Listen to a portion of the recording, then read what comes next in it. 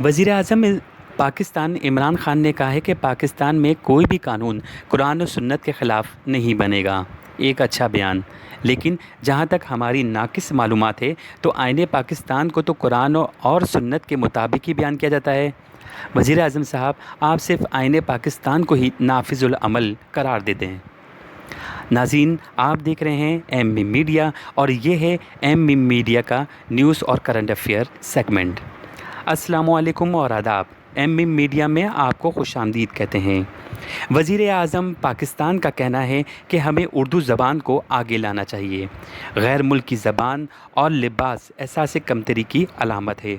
सवाल ये उठता है कि पाकिस्तान में इस्लाम और उर्दू का निफास कौन करेगा? हमारे आइनी लिबास को फ़रोख्त कौन देगा?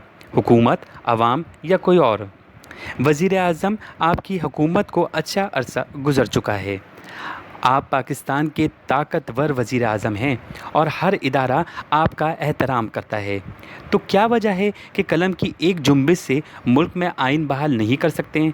इस्लाम, उर्दू और शलवार कमीज़ का निफास चंद मिनटों में ही मुमकिन है। आपके कहने से अब काम चलने वाला नहीं, अब आपको अमल करना होगा। 80 से सन 2005 तक का सिर्फ शोबिस मीडिया को ही नकल कर लें। मीडिया, सोशल मीडिया और माशरे में पिछले 2 सालों में जिस तेज़ी से बेहयाई फैली है वो आपकी हुकूमत की कमज़ोरी बयान कर रही है। यहाँ तक कि आपकी हुकूमत ने पिछली हुकूमतों की तरह सोशल और शोबिस मीडिया इंडस्ट्री और माशरे की सकाफ़ती और अखलाकी पॉलिसी बयान नहीं की और ना कोई कानून बनाया है, जिसकी वजह से मुल्क का सोशल और शोबिस मीडिया और माशरा अखलाकी कदरें खोता चला जा रहा है।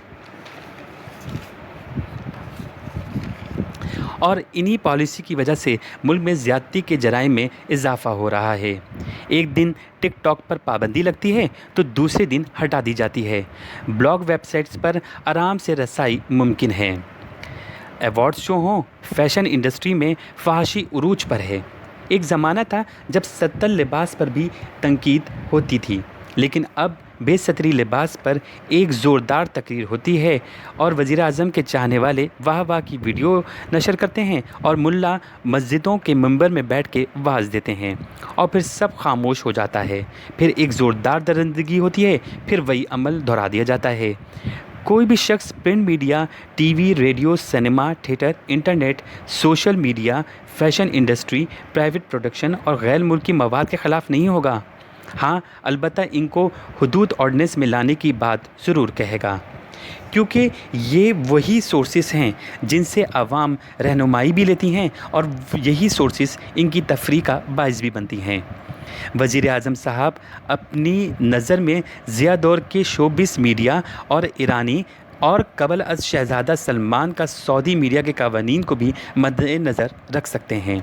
पाकिस्तान का सकाफ़ती, मजहबी और ख़ानदानी निज़ाम अब पहले से ज़्यादा ख़तरे में है।